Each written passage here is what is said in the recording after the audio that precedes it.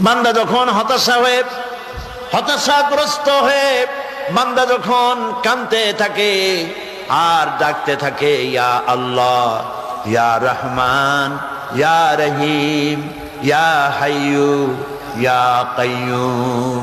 একটুখানি তাহাজ্জুদে ওঠেন, গভীর রাত্রে ঘরের সবাই যখন ঘুমানো, আপনি তখন উঠুন, উজু করে একা একই রুমের ভিতরে ঢুকে তাহাজ্জুদের নামাজ আদায় করে চোখ বন্ধ করে যদি ডাকতে থাকেন মধুর সুরে, ইয়া আল্লাহু, ইয়া রহমানু, ইয়া রহিমু, ইয়া হাইয়ু, ইয়া কাইয়ুম পড়েন, ইয়া আল্লাহু, ইয়া রহমানু, ইয়া রহিমু, ইয়া হাইয়ু, ইয়া কাইয়ুম।